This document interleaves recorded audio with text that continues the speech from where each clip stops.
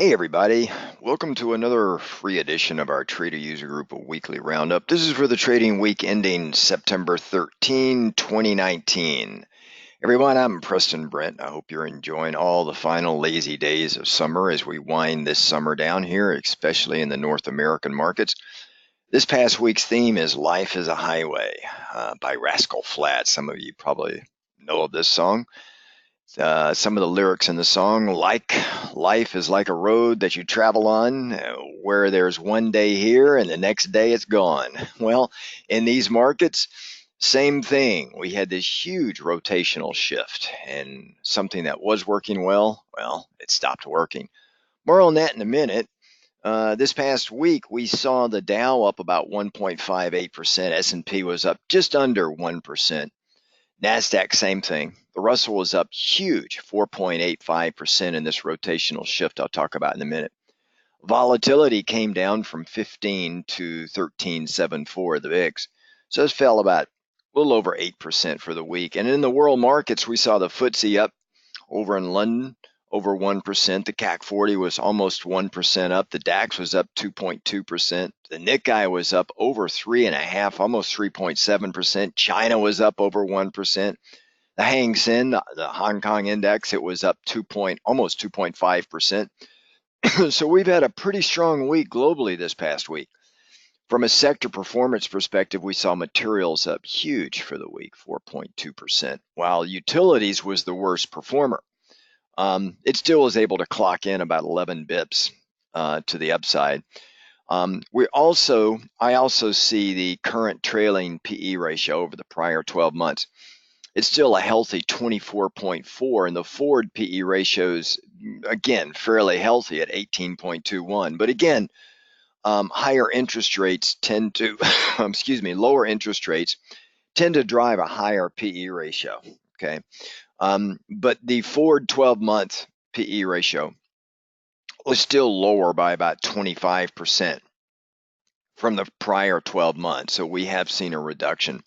And the S&P annual dividend yield is still at about 1.91%, which is almost exactly where the 10-year interest rate is now sitting, which is sitting at about 1.90%. So we've seen a huge rotational shift here.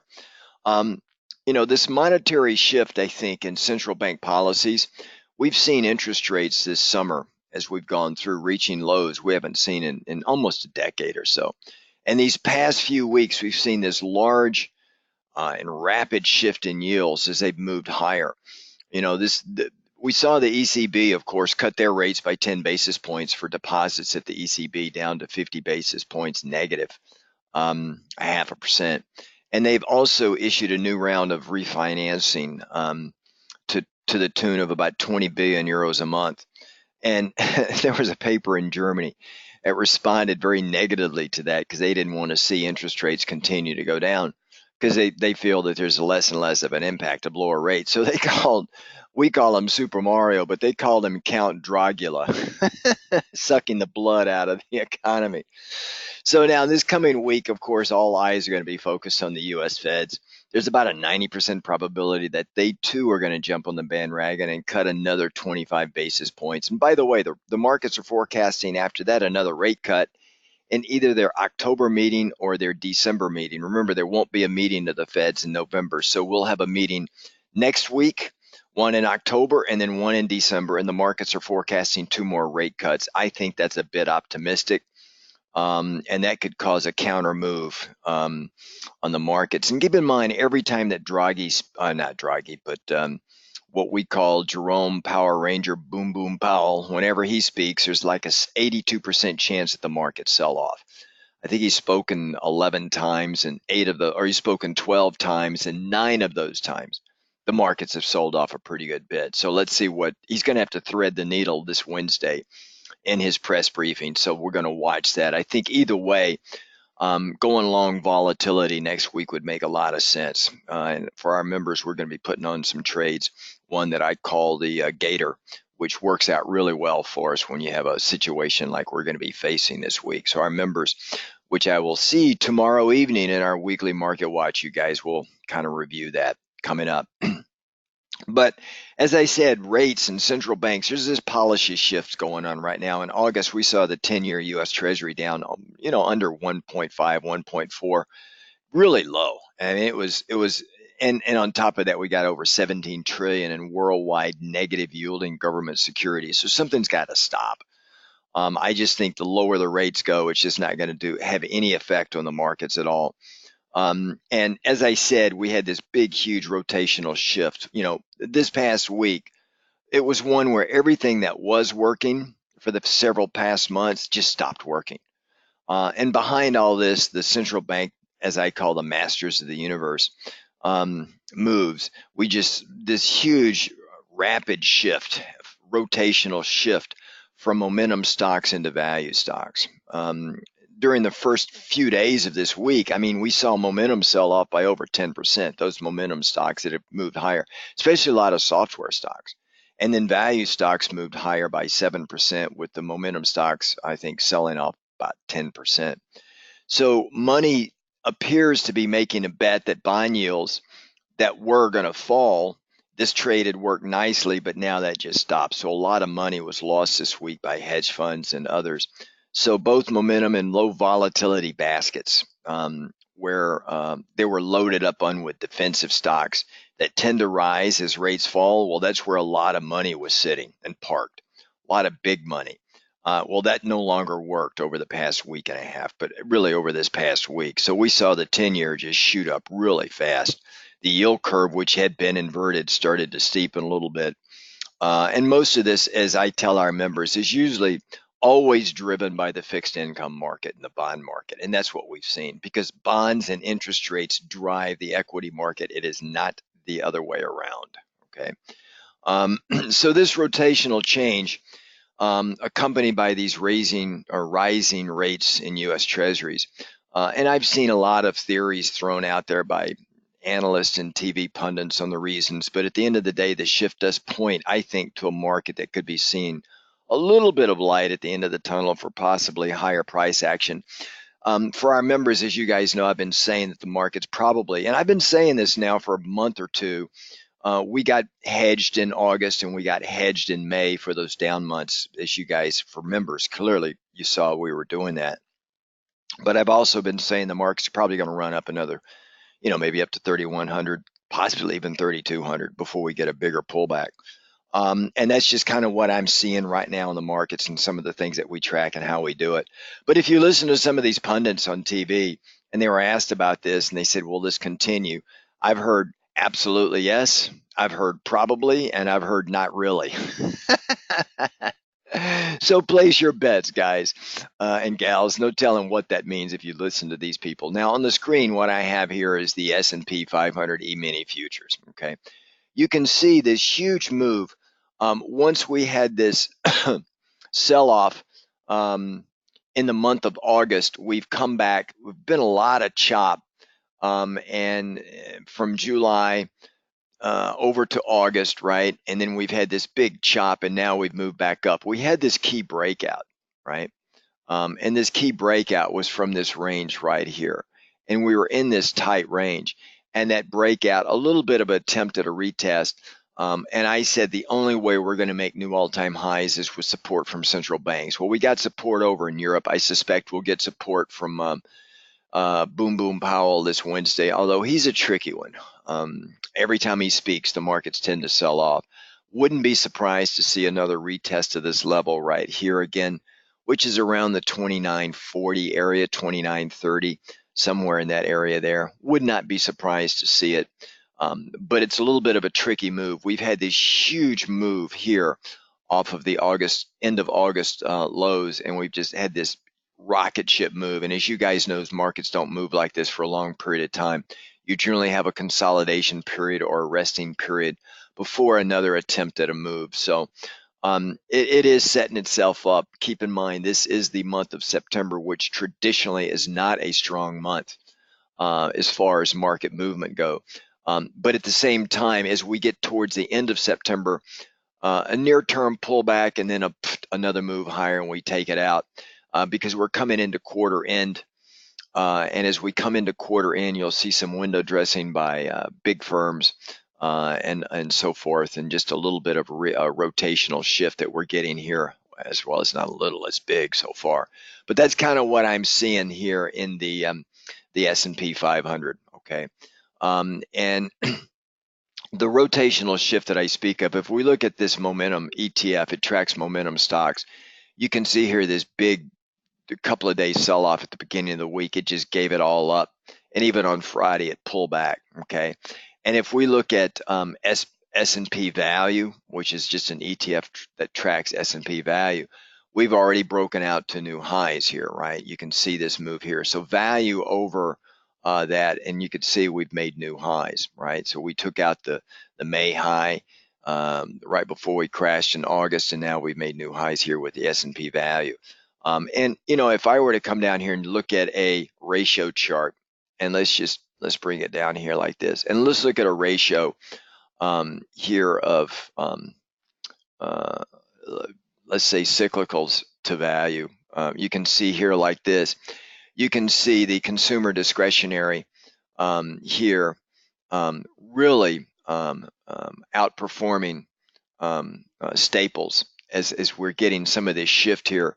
And if we look at utilities, utilities had been performing very well, right, over the SPY. You can see here since July, utilities has just been very strong. But now, as a utilities kind of a proxy for bonds, you can see this big sell-off right here. That was caused by the rising yield in the 10-year Treasury, this big sell-off here. So we can see that movement really take place. And then it probably shows up even more if you look at the ratio chart of debt to equity. You can see here starting again right about the same time, because the utilities kind of follows this as well. Huge move higher from August, the entire month of August, and now we're coming back in September, and you can see this rotational shift back out of debt into equities, but not all equities. It's been more or less into the some of the value, some of the cyclicals that are coming in that we're seeing, but not into software and some of these high momentum stocks.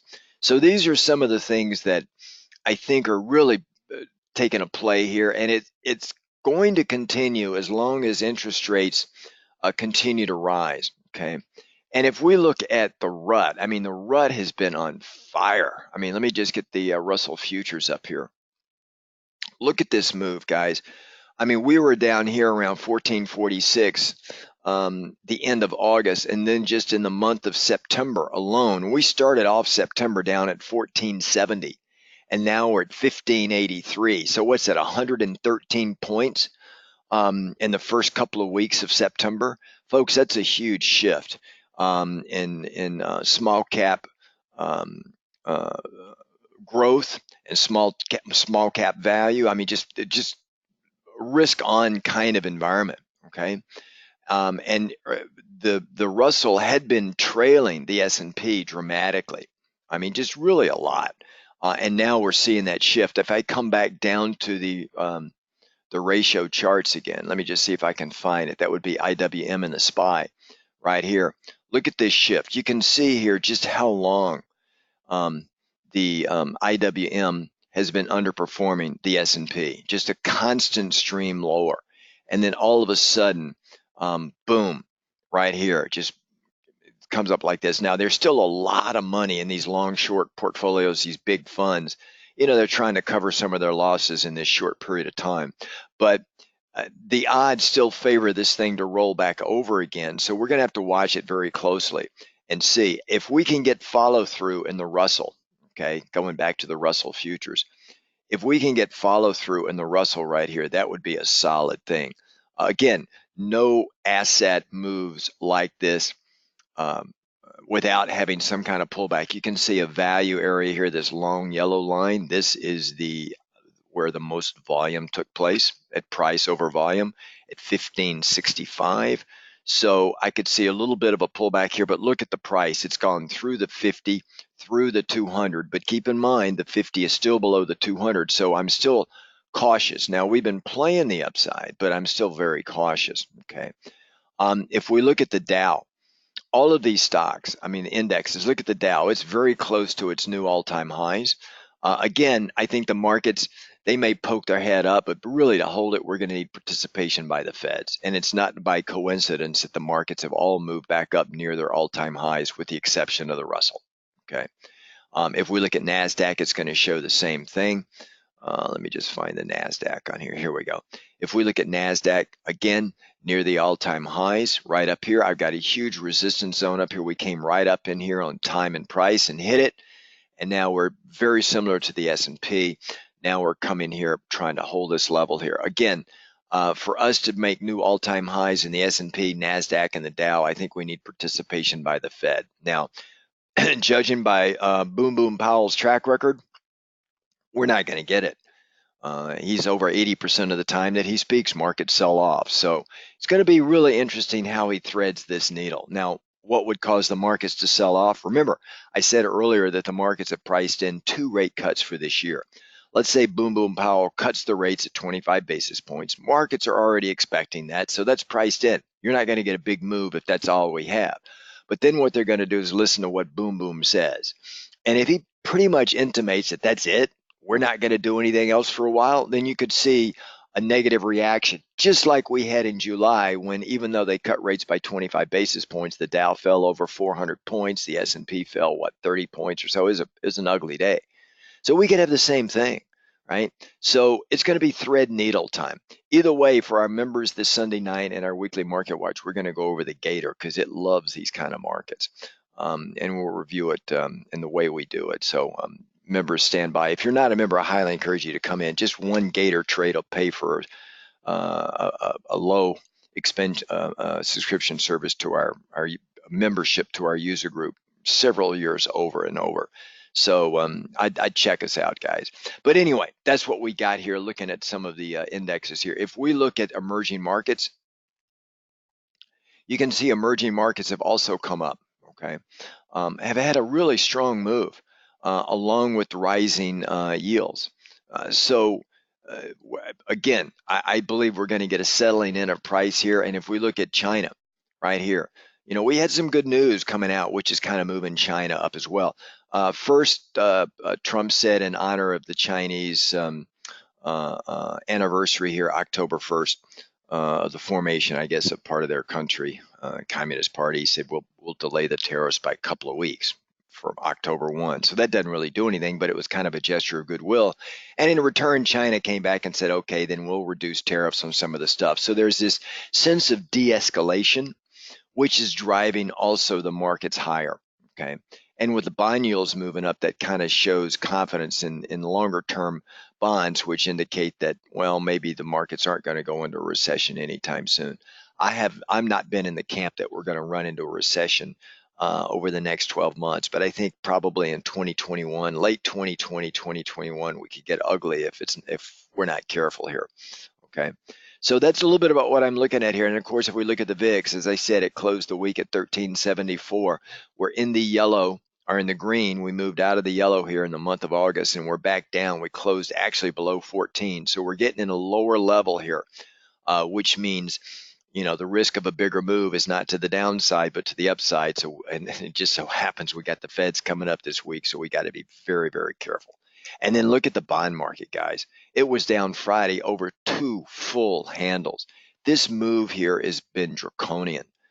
We moved from 167. We closed Friday at 157. That's a 10-point move. That's $10,000 per futures contract in the bond market. And bonds, when they do move, they move fast and they move furious, okay? And this came without any end of warning on the MACD, although we did have a cross in our 412, which would say, okay, lighten up, we're getting ready to go down. And that's exactly what we did, okay? And if we look at the interest rates, we look at the 10-year, look at this. 10-year rates blew right through the 50 EMA, next stop up probably around the 2 percentile level. I had said that this level is kind of a natural level right in this area here, because this was support before that we broke below, and now it's going to be resistance above right at this level. So it's going to take a lot of effort here, and I don't think we're going to get a lot of movement in this until we get more clarity around just what Boom Boom Powell is going to want to do and what the Feds are up to, okay? And if we look at the currency market, well, let's look at the dollar first, right? What did I say about the dollar in our last update? I said when we get north of this regression channel, you want to be a seller of the dollar and the buyer of the euro, even though they're cutting rates over in Europe and more stimulus. You've just got to hold your nose, hold your breath, because we want to be a seller of the dollar up here. Now, once we get down in this area here, I'd be more interested in looking at possible longs. But right up here, you can see the dollar just gave it up. Okay, and with these higher rates in bond yields, you think, well, gee, wouldn't that be good, the dollar? But it's not right now. We're kind of overextended to the upside. And then, of course, if we look at the euro, it did just the opposite, right? We had this big move off these new lows right down here. Let me just get this new low right here. So we had a new 2019 low of 109. I guess what is that? 1092, right? 10928. But again, we got outside the regression band, so moving back in to me made sense. So that's why I had said long euro, short dollar kind of play. But there are no divergences down here, so I believe the next 30 days, 30 to 60 days, is more likely for this to roll back over. In order for this to continue higher, we're going to need to see more work out of Draghi and the central banks, and some better news, U.S. economic data to really make a play here for this. So that's kind of what I'm seeing here in the markets. And then, of course, if we come over and we look at, let's just see here, gold, okay?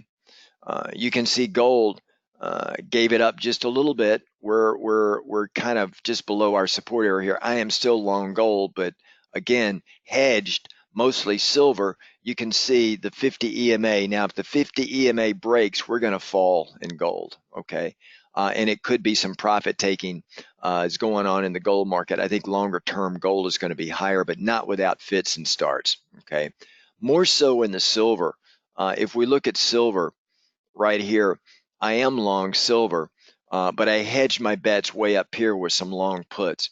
So the puts are preventing a lot of this because I did in the money puts right here. So we're seeing this big move lower. I would not mind, but to be honest with you, if it comes back down into the 16.8, 16.5 area, I'll pick up more, okay, in the silver market. So that's a little bit about what I'm seeing here, both in these two. Now, if we look at copper, remember, copper is a global growth story. So just like some of these value stocks or these small cap stocks, this thing took off, right? Copper kind of moves like the Dow transports and like the Russell, right? There's money coming in. There's a play here. So where China goes, so goes copper. Now, this is just the month of September, but I want to see how this thing plays itself out. And obviously playing copper futures you need a larger account to do it. So you can do something like Freeport McMoran, because it'll follow copper and it's a cheap one. So getting in down, and remember, I talked about this about a month ago, maybe 3 or 4 weeks, I think. I said it's a cheap stock, and it doesn't take a big move to have a pretty good percentage return, right? You're already at 15% return in less than a week and a half. So I think it's going to run into some resistance up here, but I think it can still move higher, okay? Energy, let's look at oil. The oil market, it's still centering right around where I've said it should be for almost the entire year, which is around 55 a barrel. I've got a value area sitting at 56.30. And that's kind of where it's sitting, guys. I don't see too much up and too much downside. Every time we come down, I'd want to be a buyer. Every time we get up in this area here, I'd want to be a seller. And that's kind of where I see oil right now. Nat gas, this was a great play for our members that took it. Remember, down in this area here, I was telling you guys, especially you free folks out there, down in this area here, you want to be long nat gas. You want to, as we come through the end of the summer into the fall time, you want to be long nat gas. It was definitely oversold. And a best way to do that is either the safer way to do that would be with bull put spreads in the nat gas market or UNG. Or if you want to be a little bit more bold, you can go into the natural gas market and do long calls, right? And then just do some in the money long calls, and you'd made a really solid amount of money. Any pullback here at this point in time is probably going to be bought. Okay, so that's a little bit about what I see in the nat gas market. It turned out to be pretty good for us. There are things going on in the ag and the meats and the soft market. I'm not going to go into those with you guys, but for our members this Sunday evening, we'll go in a little bit more detail on some stocks and a few of the things that I'm watching that I think are going to be pretty good buys here over the next 3 or 4 weeks. Okay.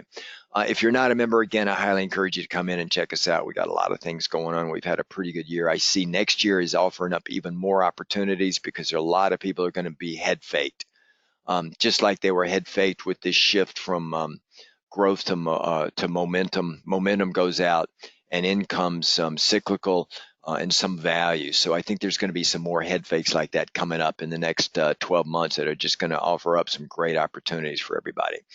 All right, everybody, have a great weekend. Members, I'll see you this Sunday evening. Take care, folks. Ciao.